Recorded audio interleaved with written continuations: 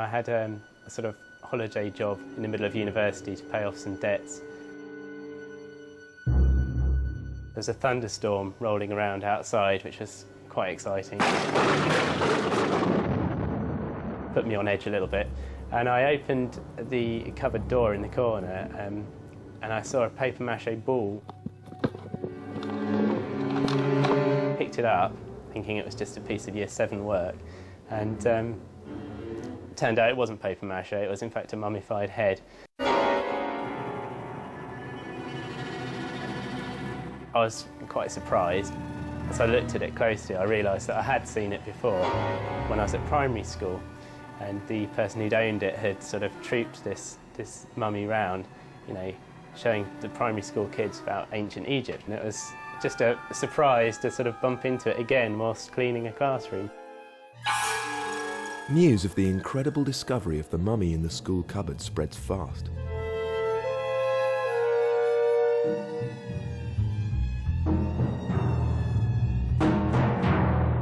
Borrowed to spice up history lessons by a teacher at Uplands Community Technology College over 10 years ago, the mummy was hidden away in a classroom cupboard when it began to frighten too many of the younger children. There it had remained for a decade, forgotten and gathering dust until now. In 1965, local pathologist Dr. Dick Kittermaster carried out a post-mortem identifying the mummy as that of a young woman from around 700 BC, but little more was known. So begins the mystery of what is now referred to as the Kittermaster mummy. Who is she? How did she die? And where did she come from? Inspired by the discovery of the mummy in her school, a current student, Genevieve, along with a group of friends and her teacher, travelled to Manchester University's Centre for Biomedical Egyptology, where the mummy will be examined. What do they hope to discover? Yeah, I think just finding out basic facts, you know, how she died and what dynasty she... Yeah, what maybe like her status in society was and things. Like once in a lifetime experience, really. You're not going to get much of a chance of doing it again.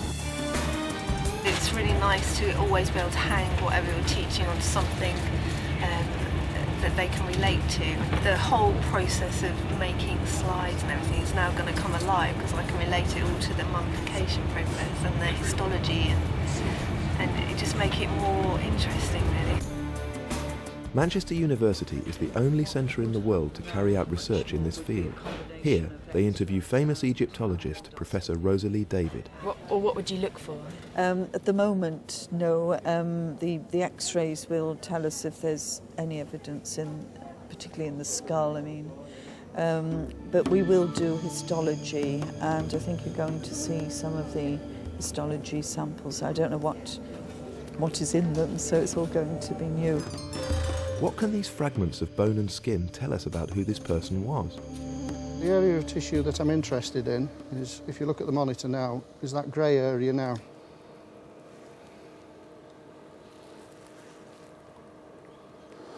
Right, I've got a small piece of tissue now. Students witness firsthand the latest scientific techniques to be carried out on the mummy. Well, we've got the wrappings there around the exterior of the body, and under here is the remains of the flesh and the tissue and the skin. Are you ready, sir? Yeah. With your sample bottle?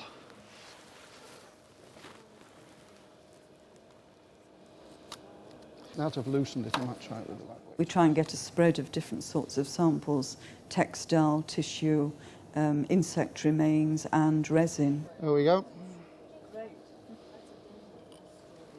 We should also be able to assess its approximate age at the time of death. And we'll be looking at quite a lot of the evidence to see if we can fix the period in history at which the person died. Look there now, that circular object you can see in the view, I think is one of the vertebrae at the top of the neck, and it's severely displaced. Now that might have happened any time through antiquity to now. If, you know, it might have just worked loose. The head may have been dropped at some stage and it may have fallen out of line. But on the other hand, there's always a possibility somebody had their neck broken.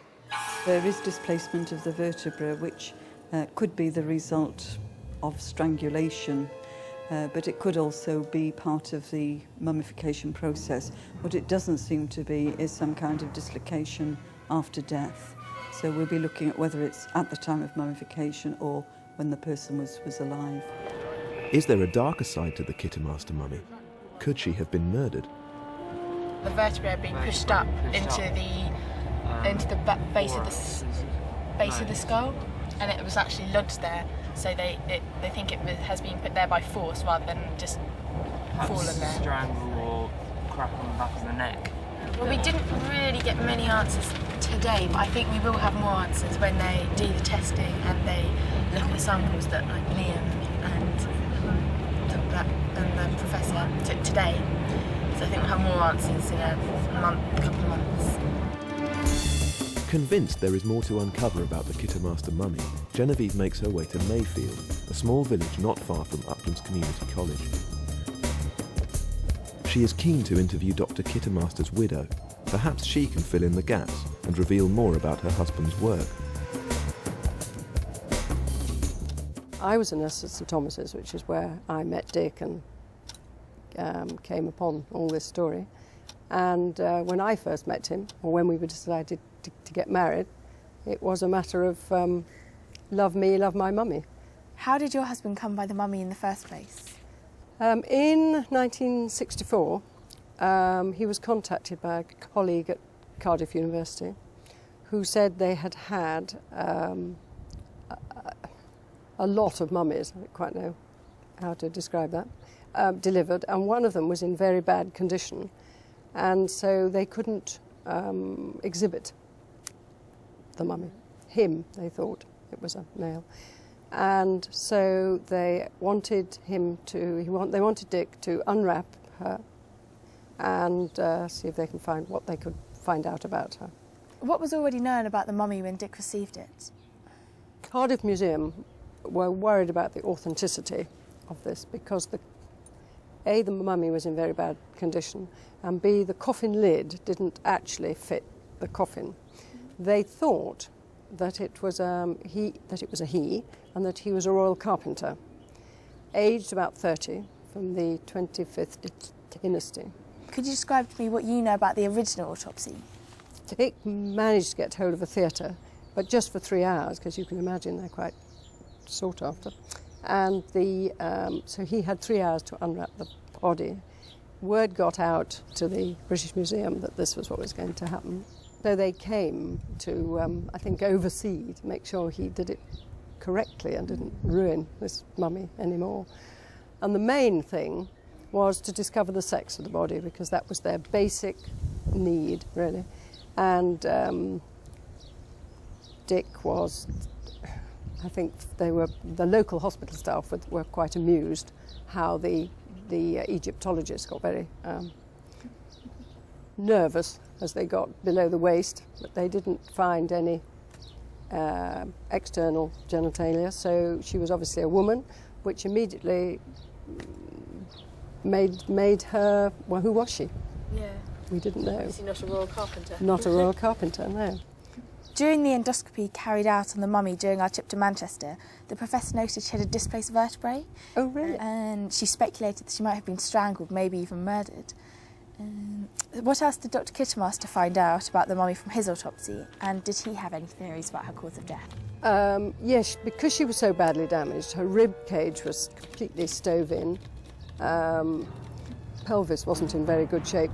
He thought that she looked as if she'd been crushed, and he had a theory that maybe she'd been a slave or working in the pyramids, and she'd been squashed by a stone, heavy rock or something. What happened to the mummy next? Well, I'm afraid, I think after they discovered that she wasn't who they thought she was, Cardiff Museum didn't want her back, the British Museum weren't particularly interested, and we couldn't, or they couldn't, the hospital couldn't just throw her away. So Dick put her in a cardboard box, and she came to Wadhurst with us, and I'm afraid lived up in the attic for some considerable time until the children came along and her school career began, perhaps. The meeting with Mrs. Kittermaster has produced a lead, a connection with the British Museum. Genevieve travels to London to meet a leading expert from the Department of Ancient Egypt and Sudan. Can you tell me what part the British Museum has to play in the story of our mummy? Yes, we have an archive here which was given to us by a man called Peter Gray. He was a radiologist and he was involved with the unwrapping and x-raying of the mummy. And among the archive there are x-rays of that mummy and also letters which describe it. There's quite a bit of mystery surrounding the identity of the mummy. When we get the first letter in the archive in the 1960s from Aberystwyth, they say they found a mummy and it has two coffins that belong to it, an inner and outer coffin. And from other documents in the archive, it seems that the coffin actually had the name of two different people on it. And both of these people were men. So you have one person mentioned on the outside of the coffin as the owner and a different person on the inside. And then the mummy itself, of course, turns out to be a woman. So this is quite mysterious. But probably, I think, the answer lies in the way in which mummies were often shipped out of Egypt in the 19th and early 20th century, because many mummies were being dug up for sale to museums and collectors, and often the people who found them would put a good mummy with a good coffin, even if they didn't actually belong together. They would put together pieces which made an attractive purchase. This might be how the confusion arose. Dr. Kittermaster's autopsy notes describe the poor condition of the mummy. He speculated that our mummy may have been a worker during the building of the pyramids and was killed by a falling piece of stone. Do you think this is a likely explanation for the cause of death? I don't think it's very likely, no. A lot of the late mummies have damage of the very same kind that Dr. Kittermaster reported finding. Crushing of the ribs, damage to the chest area, because the embalmers wrapped the bandages too tightly around. And whereabouts in Egypt do you think the mummy may have come from? Well, at the moment, the only real clue to where the mummy comes from is some of the inscriptions on the coffin. Now, where the coffin is today, we're not absolutely sure. We only have an old letter in the files, which gives part of the inscription. It mentions a place called Akhmim, which is a very well-known ancient site in Upper Egypt on the Nile. And Akhmim was a site which was very, very heavily dug in the late 19th century. Thousands of mummies and coffins were found, and they were distributed all over the world. So this probably is where the mummy comes from. I think she's rather beautiful. That's the original photograph. Well, it's one of the original ones I've got. And I think there's something rather endearing about her. I don't know whether it's her ear or what it is, I don't know. And what would you like to see happen to her now? Well, I'm absolutely thrilled that you have got her out of her cardboard box and that Manchester University are interested. What do you think Dr. Kittermaster would think about her resurrection? I think he'd be thrilled to bits, actually.